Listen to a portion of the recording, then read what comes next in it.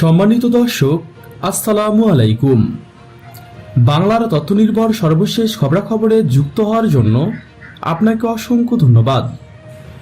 জানিয়ে দিচ্ছি আমাদের হাতে থাকা সর্বশেষ আপডেট।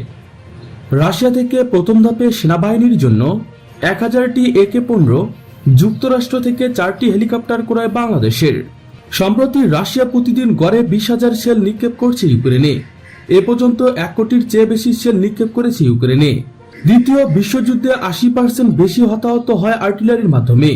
তাই যুদ্ধ অবস্থায় আর্টিলারি সেলের সরবরাহ নিশ্চিত রাখতে আত্মনির্ভরশীল হওয়ার বিকল্প নেই। বিশাল আর্টিলারি সেলের মজুদ থাকার কারণে ইউক্রেনের ওপর বৃষ্টির মতো গোলা ছুড়তে পারছে রাশিয়া। রাশিয়াকে বলা হয় অস্ত্রের মজুদের ওপর দাঁড়িয়ে থাকা একটি দেশ। রাশিয়া থেকে প্রথম ধাপে বাংলাদেশ সেনাবাহিনীর জন্য 1000টি AK-15 এবং যুক্তরাষ্ট্র থেকে 4টি হেলিকপ্টার ক্রয়ের আর্থিক অনুমোদন গতকাল গৃহীত হয়েছে। সেনাবাহিনীর আধুনিকায়নের অংশ হিসাবে এ পর্যন্ত 4000টি AK-15 রাইফেলের টেন্ডার দেওয়া হয়েছে। বর্তমান সময়ে আধুনিক বোমারু এবং যুদ্ধবিমানের প্রযুক্তিগত উন্নয়নের ফলে স্থল নৌ বাহিনীর সকল সামরিক স্থাপনা এবং বেসামরিক গুরুত্বপূর্ণ স্থাপনাগুলো শত্রু বাহিনীর এয়ারফোর্সের প্রধান লক্ষ্যবস্তুতে পরিণত হয়েছে।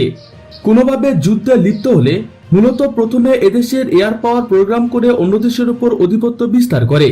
যখন আকাশ সীমার উপর সর্বোচ্চ নিরাপত্তা স্থাপিত হয়, তখন পদাতিক বাহিনী এবং নৌবাহিনীকে উপর থেকে উপযুক্ত আক্রমণ করে পরাজিত করা সম্ভব। কারণ বর্তমানে আধুনিক বোমারু বিমান ও যুদ্ধ বিমানগুলো পদাতিক আর্টিলারির ফায়ার পাওয়ারের রেঞ্জের বাইরে থাকলেও সুনিপুণভাবে লক্ষ্যবস্তুতে আঘাত হানতে পারে। বাংলাদেশের আকাশ সীমার গভীরতা কম হওয়ায় এ হুমকি আরো বেশি মাত্রায় বহন করে। দেশের সার্বভৌমত্ব অক্ষুণ্ণ রাখতে দক্ষ ও স্বয়ংসম্পূর্ণ আকাশ প্রতিরক্ষা গঠন করা অপরিহার্য। এখন আলোচনা করা যাক আকাশ প্রতিরক্ষা তথা এয়ার ডিফেন্স কিভাবে কার্যকর হয়। প্রিয় দর্শক, আজকে পর্যন্তই। শুরু থেকে শেষ পর্যন্ত চেষ্টা করছি বাংলার সামরিক অর্থনৈতিক সঠিক তথ্য উপস্থাপন করতে। কোথাও কোনো তথ্য কিংবা পরামর্শ থেকে থাকলে তা কমেন্ট করে জানাতে পারেন। নিশ্চয়ই আবার দেখা হবে নতুন কোনো বিষয় নিয়ে। ততক্ষণ পর্যন্ত ভালো থাকুন, সুস্থ থাকুন। Thanks for watching my video. আল্লাহ হাফেজ।